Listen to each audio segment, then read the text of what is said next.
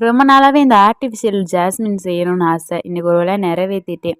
ரொம்ப சிம்பிளா தான் இருந்துச்சு. ஆனா கொஞ்சம் டைம் கன்சியூமிங்கா இருந்துச்சு.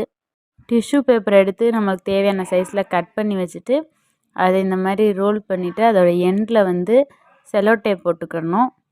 நார்மல் செல்லோ டேப் போட்டா அது வந்து நம்ம கட்டும்போது வழுக்கிக்கிட்டு வந்துரும். இது வந்து சர்ஜிக்கல் செல்லோ டேப் மெடிக்கல்ல கேட்டு வாங்குனோம். அது ஒட்டுனோனே நல்லா டைட்டா புடிச்சுக்கிருச்சு. எல்லா ஜாஸ்மினோட எண்ட்லயும் இந்த மாரி செல்லோ டேப்ப நல்லா போட்டு டைட்டா ஒட்டிக்கங்க. ரியல் ஜாஸ்மின் மாரி வரலனாலும் ஏதோ ஒரு ஜாஸ்மின் மாரி வந்திருக்குன்னு நெனைக்கிறேன். உங்களுக்கு ரிசல்ட்ட நானு அட்டாச் பண்ணியிருக்கேன். பார்த்துட்டு கமெண்ட் பண்ணுங்க எப்படி இருந்துச்சுன்னு. அப்புறம் அந்த மல்லிகைப்பூவோட காம்பு வந்து கிரீன் கலர்ல இருக்கும்ல, அதனால நான் என்கிட்ட இருந்த நெயில் பாலிஷ் எடுத்து அதோட எண்ட்லலாம் லைட்டா அடிச்சுக்கிட்டேன்.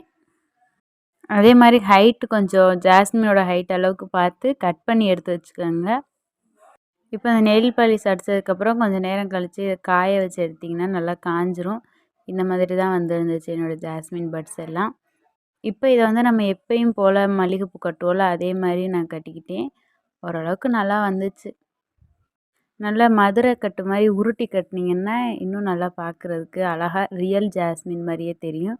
எங்க வீட்ல எல்லாருமே ரொம்ப நல்லா இருக்குன்னு சொன்னாங்க. நீங்களும் பார்த்துட்டு நல்லாயிருக்கா என்னன்னு எனக்கு கமெண்ட்ல சொல்லுங்க ஃப்ரெண்ட்ஸ்.